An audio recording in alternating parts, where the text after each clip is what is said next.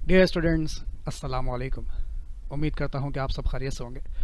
आज second year commerce वालों का अकाउंटिंग का पेपर था 2025 रेगुलर एंड प्राइवेट। एमसीक्यूज़ के बारे में डिस्कस कर लेते हैं, क्वेश्चंस का सोल्यूशन देख लेते हैं और फिर डिस्कस करते हैं कि पेपर कैसा था। और फिर आप भी कमेंट में ज़रूर बताइएगा कि आपका पेपर कैसा हुआ और क्या आपको इस चैनल से कुछ हेल्प मिली, चाहे सोल्यूशन के हवाले से, चाहे लेक्चर्स के हवाले से, चाहे ऑनलाइन क्लासेस के हवाले से, तो ज़रूर बताइएगा। ओके, चले ज़रा अब सवाल यानी पेपर पर आते हैं। पेपर के सवालात को देख लेते हैं, एमसीक्यूज़ को देख लेते हैं। जैसा कि मैंने कहा कि आज सेकेंड ईयर अकाउंटिंग का 2025 रेगुलर एंड प्राइवेट वालों का पेपर था, तो ज़रा इसके बारे में डिस्कशन कर लेते हैं। ये सबसे पहले हम इसके एमसीक्यूज़ को डिस्कस कर लेते हैं और फिर हम क्वेश्चंस की तरफ चलते हैं। पहले एमसीक्यू का आंसर है ओपनिंग कैपिटल बैलेंस, दूसरे का आंसर है रिटेन अर्निंग, तीसरे के आंसर में थोड़ी कन्फ्यूजन अगर आपको है तो देखिए, स्टॉक मार्केट में जो शेयर बिकता है ना, वो किस वैल्यू पर बिकता है? वो मार्केट वैल्यू पर, यानी कि स्टॉक मार्केट पर जो शेयर्स खरीदे और बेचे जाते हैं वो मार्केट प्राइस पर खरीदे और बेचे जाते हैं, वो मार्केट प्राइस कहलाती है। ठीक है, 4 का आंसर गुडविल है। अच्छा भाई, ये बड़ा सिंपल सा था। हाँ, यहाँ पे थोड़ी सी कन्फ्यूजन हुई होगी कि दो पार्टनर्स हैं, पहले का कैपिटल भी 50,000 और दूसरे का कैपिटल भी 50,000, 50,000 ईच। ठीक है, अब अगर आप इससे रेशो निकालेंगे तो दोनों का रेशो क्या आएगा? 1:1 आएगा। ठीक, ओके भाई। रेवेन्यू एक्सपेंडिचर क्या होते हैं? आसान लफ्ज़ों में कहूँ तो रेवेन्यू एक्सपेंडिचर्स वो होते हैं जिन्हें आप अपने एसेट की कॉस्ट में यानी मशीन की कॉस्ट में ऐड नहीं करते। जिस वक्त आप डेप्रिसिएशन का सवाल करते हैं, कॉस्ट ऑफ मशीन निकालते हैं, तो उसमें जो मशीन में ऐड नहीं करते वो रेवेन्यू एक्सपेंडिचर कहलाते हैं। तो फायर इंश्योरेंस आप ऐड नहीं करते, यानी ये रेवेन्यू एक्सपेंडिचर। उसके बाद 7 का आंसर नॉन करंट लायबिलिटी है, ये आपको पता है, ये तो बहुत बार आ चुका है। 8 का आंसर इक्वली है, 9 का आंसर प्रीमियम है, 10 का आंसर रिमेन कांस्टेंट है, 11 का आंसर बहुत बार आ चुका है, स्टेटमेंट ऑफ अफेयर्स किसकी तरह होती है भाई? बैलेंस शीट की तरह होती है। ओके, 12 का आंसर है प्रीलिमिनरी एक्सपेंस। कंपनी को बनाने के जो खर्चे होते हैं वो प्रीलिमिनरी एक्सपेंस कहलाते हैं। ठीक है, ये 13 एमसीक्यू भी रिपीट हो चुका है। कॉस्ट में से अगर हम अलाउंस फॉर डेप्रिसिएशन या एक्यूमुलेटेड डेप्रिसिएशन को माइनस कर दें तो जो आंसर आता है उसे हम बुक वैल्यू कहते हैं। ठीक है, रियलाइजेशन का अकाउंट किस चैप्टर में इस्तेमाल होता है? पार्टनरशिप के किस चैप्टर में इस्तेमाल होता है? लिक्विडेशन में इस्तेमाल होता है, और किसी चैप्टर में रियलाइजेशन का वर्ड नहीं आता। ठीक है भाई। 16 का आंसर है रिटेन अर्निंग, 17 का आंसर है ओनर। शेयर होल्डर कंपनी है, कौन होते हैं? मालिक होते हैं भाई, ओनर होते हैं। Depreciable cost of a non current asset, depreciable cost कैसे आती है? ये भी एमसीक्यूज में बार बार रिपीट हो चुका है, कॉस्ट माइनस सैल्वेज वैल्यू। 19 का आंसर है shareholder equity. Retain earning क्या है? शेयर होल्डर इक्विटी का पार्ट है। और सैल्वेज वैल्यू कौन से मेथड में इस्तेमाल नहीं होती? डिमिनिशिंग यानी रिड्यूसिंग बैलेंस मेथड में सैल्वेज वैल्यू का कोई काम नहीं होता। ये थे इसके एमसीक्यूज। अब आ जाते हैं क्वेश्चंस की तरफ। Question number 2, partnership liquidation. बहुत ही आसान सा सवाल लिया गया था। मेरा नहीं ख्याल इसमें आपको किसी किस्म की कोई परेशानी होनी चाहिए थी, तो ज़रा इसको चेक कर लीजिएगा। यार पता नहीं, मेरे पास जो पेपर की पिक्चर आती है ना, पिक्चर फॉर्म में आता है मेरे पास पेपर, वो बहुत ही ख़राब पिक्चर होती है। तो मुमकिन है कि शायद इसमें टाइपिंग में कोई नंबर गलत लिख दिया हो, तो वो यहाँ पे सोल्यूशन में भी वो गलती नज़र आ रहा होगा आपको। बहरहाल देख लीजिएगा, मैंने कोशिश तो पूरी की है कि कोई गलती ना हो, फिर भी अगर हो तो ज़रूर बता दीजिएगा, फिर बाद में उसको करेक्ट कर दिया जाता है। ठीक है, अच्छा, ये कैपिटल के बैलेंसेस कैसे आए हैं, इसकी कंप्यूटेशन यहाँ शो की गई है, तो इसे आप देख लीजिएगा, ये आपको पता है कि कैसे होता है। अच्छा, अब स्टूडेंट कमेंट करते हैं कि सर आप क्वेश्चन का सोल्यूशन देते हैं, इसे एक्सप्लेन नहीं करते। भाई एक्सप्लेनेशन के लिए ऑनलाइन क्लासेज हैं, लेक्चर्स हैं, वहाँ पर देखा करें, यहाँ एक्सप्लेनेशन नहीं देते हैं हम। हाँ, जो चीज़ें टेक्निकल होती हैं उनके बारे में बताए थे। अब ये पूरा क्वेश्चन यहाँ एक्सप्लेन नहीं किया जाएगा, आप ऑनलाइन क्लासेस ज्वाइन कीजिए या अपने टीचर से कंसल्ट कीजिए, वो आपको पूरा क्वेश्चन एक्सप्लेन करेंगे। अच्छा, दूसरा सवाल लिया गया सिंगल एंट्री से। ये क्वेश्चन पहले भी आ चुका है। अब इसमें से क्या करना था? एसेट में से लायबिलिटी माइनस करें, आपके पास क्या आ जाएगा? कैपिटल एट स्टार्ट आ जाएगा। एंड का कैपिटल मालूम करने के लिए देखिए, आप पढ़िए, टोटल एसेट्स इंक्रीज बाय 78,000। तो बिगिनिंग के एसेट कितने थे? 162। इसमें 78,000 इंक्रीज कर दें तो आपके पास एंड के कैपिटल एंड का एसेट आ जाएगा। तो ये एंड का कैपिटल ऐसे आया, 162 प्लस 78। लाइबिलिटीज़ क्या हुई है? डिक्रीज हुई है। एंड की जो लाइबिलिटी है वो डिक्रीज हुई है 24,000 से। तो साल के शुरू में कितनी थी? 54,000। 54,000 में से 24,000 को माइनस कर दीजिए, क्योंकि डिक्रीज हुई है, तो आंसर आ गया 30,000। ये स्टार्ट के एसेट और लाइबिलिटी हो गए, ये एंड के हो गए, सिंपल, कैपिटल आ गया। फिर उसके बाद statement of profit and loss आपसे पूछी गई थी, उम्मीद है ये आपको आती होगी, आसान सा तरीक़ाकार था, इसे देख लीजिएगा। उसके बाद distribution of profit and loss का सवाल, इतना आसान सवाल, आहा क्या बात है भाई, क्या बात है।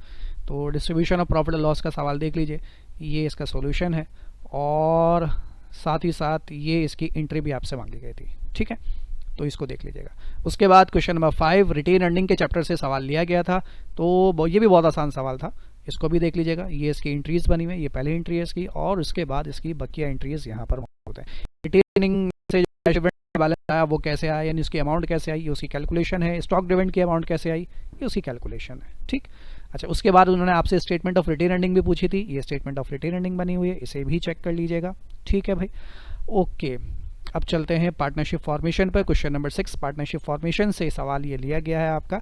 और हाँ भाई, इसमें जो है ना एक प्रॉब्लम थी कि इसमें टोटल कैपिटल नहीं दिया हुआ था। तो पहले हमने टोटल कैपिटल मालूम किया है। सायरा कैपिटल कितना बनता है, 6 लाख रुपए, ये सवाल में लिखा हुआ है। फिर सायरा का जो रेशो था, सायरा का रेशो कितना बनता है, सायरा का रेशो ये रहा 2/9। ठीक है, 2/9 बनता है। तो टोटल कैपिटल मालूम करने के लिए हमने इसको उल्टा कर दिया, 9/2 टोटल कैपिटल मालूम हो गया। फिर बाकी 2 पार्टनर्स का हमने कैपिटल मालूम किया। ठीक, उसके बाद हमने इसकी एंट्रीज रिकॉर्ड की हैं, ये एंट्रीज चेक कर लीजिएगा। सही है जी, आसान सी एंट्रीज थी। उसके बाद सेक्शन बी में ही डेप्रिसिएशन का सवाल लिया गया है। इसमें आपको सिर्फ कॉस्ट ऑफ मशीन कंप्यूट करनी थी, बहुत आसान सवाल, बहुत ही आसान। ठीक है, इसको चेक कर लीजिएगा, 750 मशीन की कॉस्ट आई है। उसके बाद सेक्शन सी में दोबारा से डेप्रिसिएशन लिया गया, ये भी बहुत आसान सवाल। स्ट्रेट लाइन मेथड से 3 साल का डेप्रिसिएशन निकालना था, डिमिनिशिंग बैलेंस मेथड से भी 3 साल का डेप्रिसिएशन निकालना था। ये छोटी छोटी कैलकुलेशन भी आपकी आसानी के लिए शो कर दी है। ठीक है भाई, इसको भी चेक कर लीजिएगा। उसके बाद उन्होंने आपसे स्ट्रेट लाइन मेथड से 2024 की एडजस्टिंग और क्लोजिंग एंट्री मांगी थी, तो ये उसकी एंट्री भी बना दी गई है। ठीक, उसके बाद क्वेश्चन नंबर 9 पार्टनरशिप एडमिशन से लिया गया, जिससे स्टूडेंट भागते हैं। तो यहाँ पर 3 केसेस आपको दिए गए थे। पहला केस था सफिशिएंट कैश मेथड, ये उसकी कैलकुलेशन है और ये उसकी एंट्री है। दूसरा था बोनस मेथड, ये बोनस मेथड की कैलकुलेशन और उसकी एंट्री है। ठीक है, तीसरा मेथड था goodwill, goodwill to old partner, ये उसकी कैलकुलेशन और ये उसकी एंट्री मौजूद है। आसान सा, जिन्होंने पढ़ा है, जिनको आता है एडमिशन, ये आसान सवाल था, कोई टेक्निकल पॉइंट इसमें नहीं था। उसके बाद इशू ऑफ शेयर्स, ये भी एक बहुत आसान था। बस इसमें एक बात का ख्याल रखना था कि इस सवाल में डेट्स मौजूद थी, तो आपको डेट्स लिखनी थी। अब अगर आपने लिखी है तो अच्छी बात, नहीं लिखी है तो एग्जामिनर के ऊपर भरोसा कर लीजिए, अगर चाहे तो वो नंबर दे दे आपको। ठीक है भाई, तो ये एंट्रीज इसकी देख लीजिएगा, बहुत ही आसान। इतना छोटा सवाल कैसे दे दिया सेक्शन सी में, छोटा सवाल है मेरे हिसाब से। ठीक, ओके, तो ये था भाई हमारा सेकेंड ईयर अकाउंटिंग का जो आज पेपर हुआ है 2025 का। मेरे हिसाब से, यानी जब मैं राय देता हूँ ना, तो मैं टीचर्स के पॉइंट ऑफ व्यू से या अपने पॉइंट ऑफ व्यू से राय नहीं देता, मैं स्टूडेंट्स के पॉइंट ऑफ व्यू से राय देता हूँ। अगर आप इनमें से तमाम सवालात को देखें तो तमाम सवालात ऐसे हैं जो पास पेपर्स में रिपीट हुए हैं। आई मीन एग्जैक्टली सेम सवालात नहीं है, लेकिन कोई ऐसी चीज़ नहीं है जो कि पास पेपर में नहीं मौजूद। तो अगर आपने अच्छे तरीके से तमाम चैप्टर्स की तैयारी की थी तो आपका पेपर बहुत अच्छा था। यानी कि स्टूडेंट्स के पॉइंट ऑफ व्यू से अगर बात करूँ तो आसान, मुश्किल नहीं था, एवरेज भी था, बल्कि आसान पेपर था। एमसीक्यूज़ भी आपके आसान थे और पेपर भी आपका आसान था। अब आगे आप कमेंट में बताइएगा कि आपका पेपर कैसा हुआ, अच्छा हुआ, कैसा हुआ, ज़रूर बताइएगा। अच्छा, 2 बातें यहाँ पर मैं क्लियर कर देता हूँ। पहली बात तो ये है कि मार्क्स के बारे में मुझसे मत पूछिएगा कि किसके कितने मार्क्स मिलेंगे, मैंने ये गलती की, ये एंट्री नहीं लिखी तो कितने मार्क्स कटेंगे, ये मुझे नहीं पता। मार्किंग स्कीम एग्जामिनर डिसाइड करता है, वो एग्जामिनर के पास होती है। तो जब वो आपके पेपर चेक करेगा तो खुद ही अल्लाह भरोसे पे आपको मार्क्स दे देगा। तो मार्क्स के बारे में मुझसे मत पूछेगा कि एक एंट्री नहीं बनाई कितने नंबर कटेंगे, मुझे नहीं पता। हर एंट्री के नंबर सवाल के हिसाब से हैं। ठीक है, अच्छा, दूसरी बात यह है कि अगर मुझसे कहीं पर कोई मिस्टेक हो जाती है, हो सकती है, ठीक है, तो पहले उसे कंफर्म कीजिएगा कि सर ये वाकई मिस्टेक है या नहीं। अपने टीचर से कंफर्म कीजिए। ऐसा ना हो कि सर आप डायरेक्ट कमेंट में आकर बोलते हैं सर आपने सवाल गलत सॉल्व किया। आप स्टूडेंट हैं, आपको अभी टेक्निकलिटी के बारे में शायद इल्म ना हो या ज़्यादा इल्म ना हो, तो पहले उसे कंफर्म कीजिए अपने टीचर से जिनसे आपने पढ़ा है कि ये सही है या गलत है। अगर गलत है तो फिर आके कमेंट कीजिए कि सर ये गलत है। और अगर वो गलत हो, बिल्कुल गलत हो सकता है। वजह यह है कि मेरे पास जो पिक्चर आती है वो बहुत ही ख़राब फॉर्म में होती है, और इसके अलावा मैं सॉल्यूशंस को पेस्ट करता हूँ, यानी कि पास पेपर के जो पहले बने हुए उन्हीं को उठाकर यहाँ पेस्ट करता हूँ। जब पेस्ट करता हूँ तो कोई वैल्यू पिछले सवाल की एग्जैक्टली कॉपी रह जाती है, उसे एडिट करना शायद मैं भूल जाता हूँ, तो गड़बड़ मुझसे हो सकती है, बिल्कुल हो सकती है। तो अगर ऐसी कोई मिस्टेक होगी तो वो मुझे बता दिया कीजिए, मैं उसे डिस्क्रिप्शन में बाद में करेक्ट कर दूंगा, तो डिस्क्रिप्शन चेक कर लिया कीजिए। तो मेरा तो ख्याल ये है, ज़ाती ख्याल, कि आपका पेपर बहुत बहुत अच्छा होना चाहिए। अच्छा भी नहीं बल्कि बहुत अच्छा होना चाहिए, क्योंकि पेपर बहुत आसान था। तो ज़रूर बताइएगा कमेंट में। तो इंशाल्लाह फिर आपसे दोबारा मुलाकात होगी। Wish you best of luck आपके बाकी पेपर्स के लिए। फिर दोबारा मुलाकात करेंगे इंशाल्लाह। टेक केयर, अल्लाह हाफिज़।